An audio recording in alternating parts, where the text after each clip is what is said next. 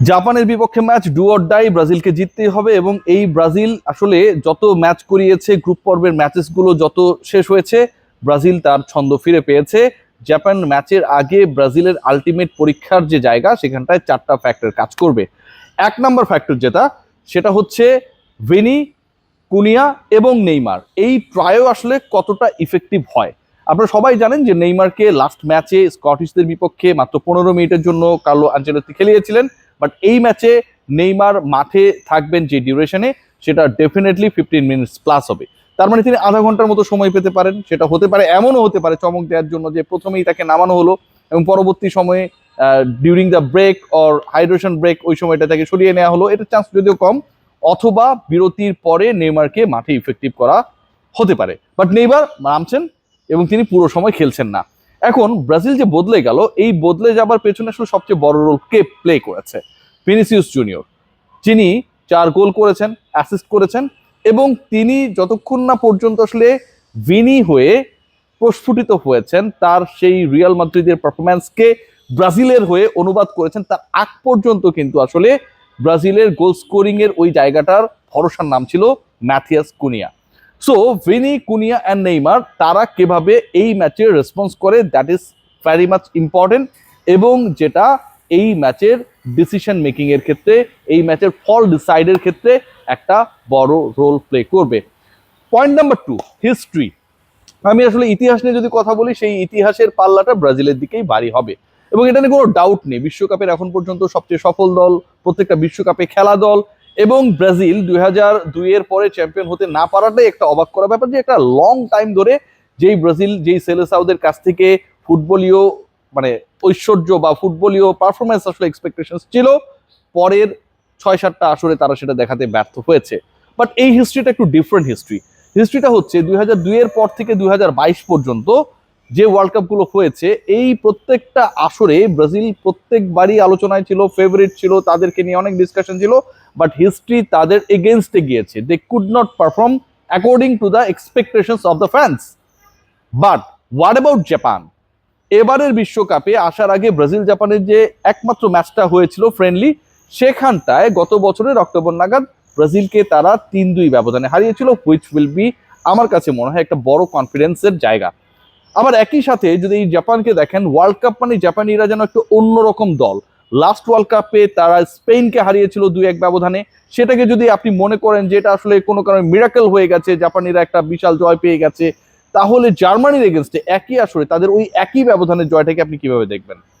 যেই দলটা জার্মানির এগেনস্টে 2-1 ব্যবধানে জিতেছিল 2022 কাতার ওয়ার্ল্ড কাপে, সেই একই দল স্পেনকে হারিয়েছিল। এবারের ওয়ার্ল্ড কাপে এখন পর্যন্ত তারা সুইডেনের এগেনস্টে, নেদারল্যান্ডসের এগেনস্টে যেই ফুটবল দেখিয়েছে, মানে ইউরোপিয়ান অপোনেন্টদের এগেনস্টে Asian Japan the way played there football, এটা কিন্তু কিছুটা হলেও আপনাকে সেই কনফিডেন্স দেবে যে ব্রাজিলের জন্য পরীক্ষাটা সহজ হতে যাচ্ছে না। সো রিসেন্ট পাস্টে জাপানের হিস্ট্রি, গ্রুপ পর্বে জাপানের হিস্ট্রি কিছুটা হলেও এই ম্যাচে আমার কাছে মনে হয় ইন্সপায়ার হবার ক্ষেত্রে একটা বড় রোল প্লে করবে। মেন টু মেন মার্কিং এর ক্ষেত্রে এই ম্যাচটা আমার কাছে মনে হয় একটা গুরুত্বপূর্ণ ভূমিকা পালন করবে। And that is point number 3। কেন? খেয়াল করে দেখবেন, ম্যাথিয়াস কুনিয়ার যে পজিশনই খেলুক না কেন, মানে আলটিমেটলি তো তিনি ওই গোল স্কোরিং এর জায়গাটায় ভিনির সাথে একটা যৌথ রোল প্লে করবেন। সেইখানটায় তাকে আসলে কার্লো আনচেলত্তি অনেকটা ওপেন স্পেসে রাখবেন। মানে হচ্ছে তার কোনো নির্দিষ্ট জায়গা, পজিশনের জায়গায় আবদ্ধ করার কোনো প্রবণতা নেই। সো যখন একজন ফুটবলার এভাবে ওপেন হয়ে যাবেন, তার পজিশন ওয়াইজ আপনি কিন্তু প্রপার মার্কিং করতে পারবেন না। সো ওই যে মার্কিং করতে পারবেন না, বা মার্কিং এর ক্ষেত্রে একটা বিভ্রান্তি ক্রিয়েট করার জন্য আনচেলত্তির যে কৌশল, এবং যেটা নকআউট স্টেজে ডেফিনেটলি অ্যাপ্লিকেবল থাকবে, কারণ গ্রুপ স্টেজে এই কাজটা করা হয়েছে, সেটা আমার কাছে মনে হয় জাপানের জন্য is going to B challenging.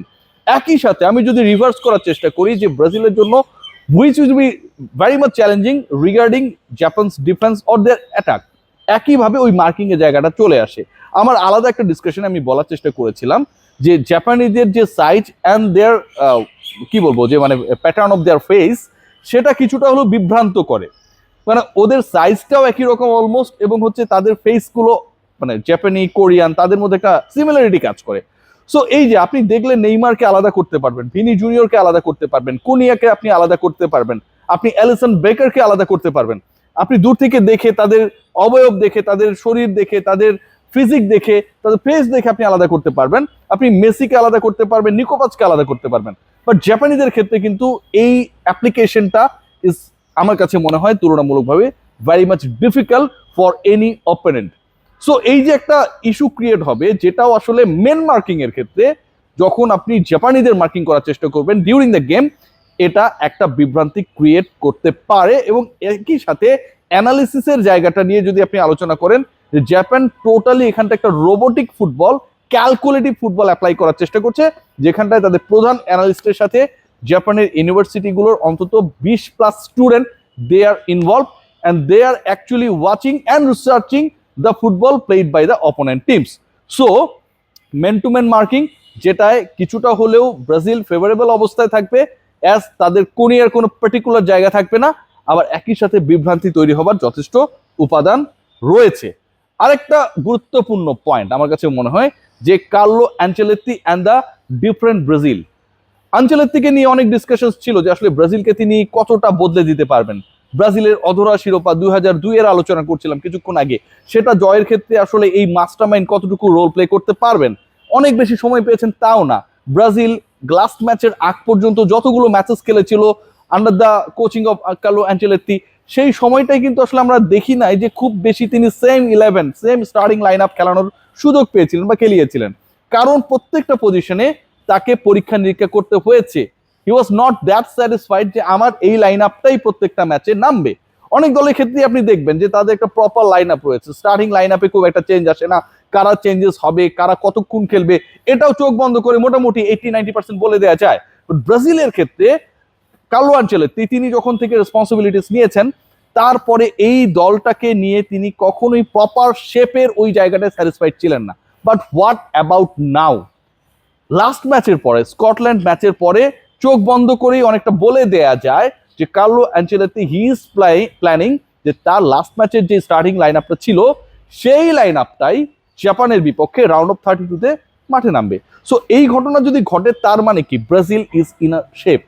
Carlo Ancelotti, যেই অ্যানচেলত্তি এর আগে মোটামুটি কিছুটা হলেও হ্যাপিনেসের জায়গায়, স্যাটিসফ্যাকশনের জায়গায় একটা ল্যাকিংসের মধ্যে ছিলেন, সেখান থেকে তিনি বের হতে পারছেন। ব্রাজিলের প্রথম ম্যাচের পারফরমেন্স যদি আপনারা দেখেন মরক্কোর এগেনস্টে, সেটা নিয়ে অনেক ডিসকাশন রয়েছে, সেটা নিয়ে অনেক অসন্তুষ্টি রয়েছে, বাট গ্র্যাজুয়ালি এই ব্রাজিল ইমপ্রুভ করেছে, গ্র্যাজুয়ালি এই ব্রাজিলের শক্তি বেড়েছে, গ্র্যাজুয়ালি এই ব্রাজিল নেইমারকে পেয়েছে। So this Brazil is a different Brazil. এই যে অ্যানচেলত্তি অ্যান্ড ব্রাজিল, নকআউটে অ্যানচেলত্তির মাস্টার প্ল্যান কতটা ইফেক্টিভ হতে পারে সেটা ইউরোপিয়ান ফুটবলে রিয়াল মাদ্রিদের ম্যানেজার হিসেবে আমরা বিভিন্ন সময় দেখেছি। সো এরকম একটা বিগ স্টেজে ব্রাজিলের হয়ে অ্যানচেলত্তি শেষ পর্যন্ত কোন ওয়েতে যান, কি দেখান, সেটাও দেখার বিষয়। সো 4টা পয়েন্ট আমার কাছে মনে হয়।